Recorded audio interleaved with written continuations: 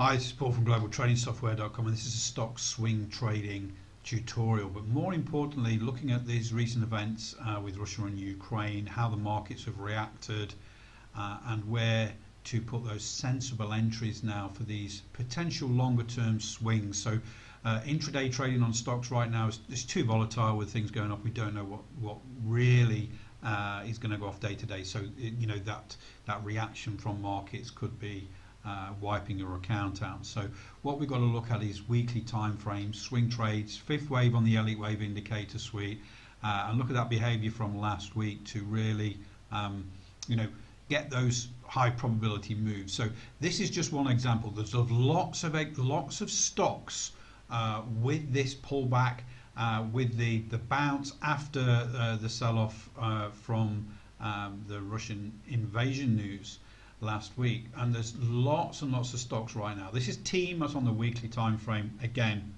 there's lots of stocks in this situation right now. We just need to be able to measure that behavior of the wave forward, make sure it's still within our criteria, and that's why we use the Elliott wave indicator suite. This is a think or swim version. So again, what we're looking for in this wave 4 pullback is to find support. So it's found support at a previous linear support and resistance zone. I've got this in grey here. It's found support in the amber zone. So that amber zone represents 80% probability it's going to go on and hit that $550 target in that automated target zone there. So it's an 80% probability. That's really good. We've also got that non-linear support with this purple EMA cloud here, which is an 89 EMA cloud. So we've got both linear through the pullback zones, which are fib zones, and non-linear with the EMA cloud. Wave 4 did reject there last week, and we'll go and look at the daily time frame in a minute. But also when we're looking at these, we need to understand that the wave 4 behavior is still within the criteria for this fifth wave move using the Elliott wave indicator suite. So the Elliott wave oscillator you see here is still between 90 and 140% during this wave 4, even though we had a new low wave 4 printed last week with that Russian invasion.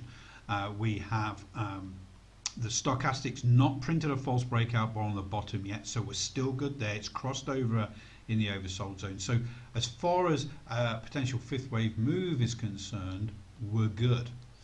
Entry wise, we have to look conservative here. We need to make sure that the markets are not going to overreact to anything, and we're starting to move away from those lows of that wave 4 support. So what I've done is, again, we've always got to look left and look at support and resistance zones. We've had a major pivot here on the wave 4 down, and we had a major pivot here on the wave 3 up. So we join those two together. We want to make sure we're above that, above this rejection here where we came back down. And also for next week's candle position, we will be outside of the 6-4 moving average high with this leading moving average. The green one here is for long conservative entries.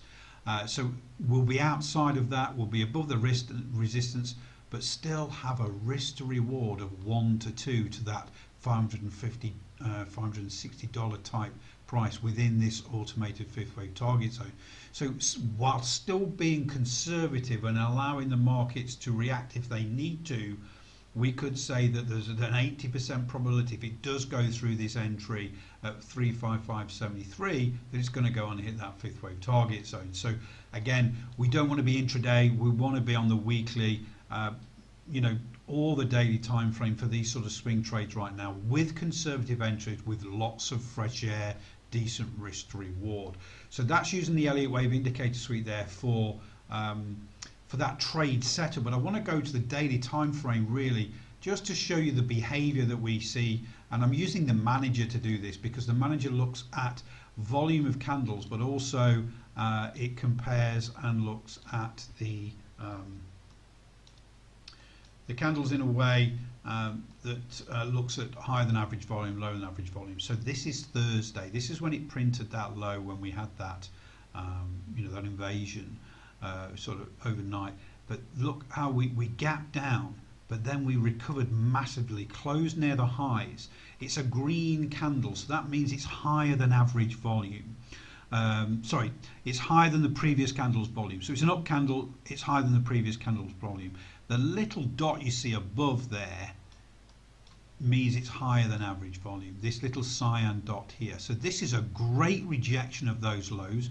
It's a bullish engulfing, and then Fridays we continued with a higher high, higher low. It is a grey, so it's less volume than the previous day, and it's a lower than average volume, but it's a Friday. Really what we'd need to see now coming after the weekend on Monday is how the markets react to the weekend's events in the Ukraine, and do we get that continuation? Do we get that higher high, higher low? Do the markets rebound now, recognizing that sanctions have been made?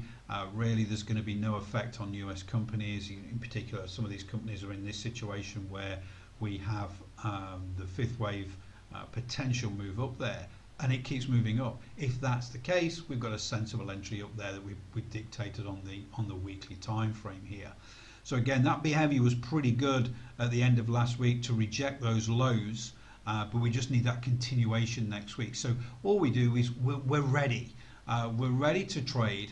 We're ready to put that long swing trade on, or investment, because this could take 6 months to reach this sort of level, if not more. So it's a longer term swing, sensible entry, fresh air, Elliott wave, fifth wave move, with everything going for it. It's got the 535 oscillator, the stochastic, the pullback zones, everything measured is correct. We just need to be conservative with that entry. Behavior last couple of days, last week, really does show this fourth wave rejecting those lows. But again, another weekly candle probably won't trigger next week. With a higher high, higher low, would then give us that more comfort and positivity to actually put that order on to go through there. And with this type of trading or investing, we're not trying to buy near the lows, because we don't know what's happening in the world and how these markets are going to react. We need a start line. We need to make sure it pushes through that start line before it really gathers that momentum to go. So you could always say, oh, why didn't you buy near the lows? Because we don't know if it's going to breach this resistance zone right now. The probability is once it breaches this and we're outside that 6-4 moving average high, 80% it's going to go to that fifth wave target zone.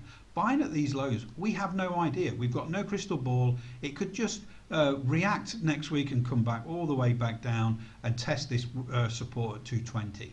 So we need to be conservative with that entry and make sure we're through the start line, that things are going well and the momentum is building. Hopefully this helps. Speak to you all really soon.